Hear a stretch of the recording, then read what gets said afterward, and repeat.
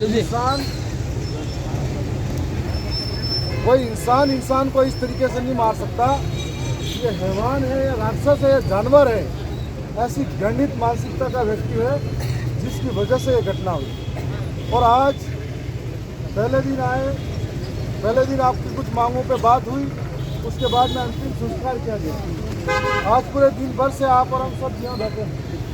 उम्मीद थी प्रशासन क्या बात करेगा, क्या बात रहेगी, और इसी को लेकर हमारा डेलीगेशन अंदर गया था। अंदर जाने के बाद में थोड़ी पूछताछ भी हुई, थोड़ी बातचीत हुई, और इस बातचीत के अंदर ये निकल के आया कि कुल 5 आरोपी हैं।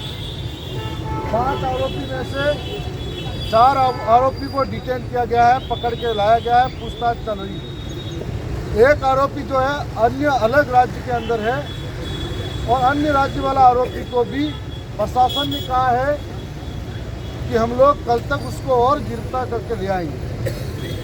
और जिसका नाम ले रहे हैं कि इस पूरे घटनाक्रम का मास्टरमाइंड कोई प्रकाश करके है, तो उसको भी गिरफ्तार यहाँ पर डिटेन करके लाया गया है, और उससे भी पूछताछ चल रही है, ऐसा कह रहे हैं।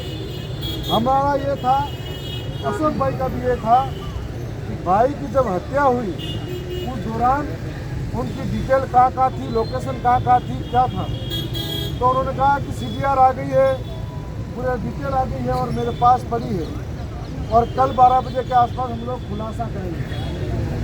हमने फिर कहा कि पुलिस का काम है आमजन में विश्वास और अपराधियों में भय। ऐसा नहीं हो जाए कि एक अपराधी को बचाने के लिए पूरे आमजन में भय हो जाए।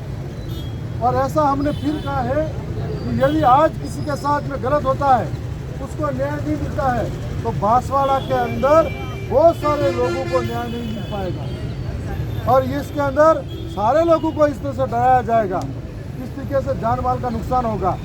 और इस वजह से हम लोग चाहते हैं कि बांसवाड़ा के अंदर ही नहीं, ऐसा कृत्य करने वाले व्यक्ति को समाज में रहने का अधिकार नहीं है। ऐसे कृत्य करने वाले व्यक्ति को यहाँ पर जीने का अधिकार नहीं है, उसे सजा होनी ही चाहिए। और इसलिए कि आज अशोक भाई हिम्मत करके आए, यहाँ पर अनिल भाई को न्याय नहीं मिलता है, इसका मतलब ऐसे कई लोगों के साथ अत्याचार होगा तो कभी निकल कर आएगा ही नहीं। यहाँ पर कानून पर भी भरोसा उठ जाएगा।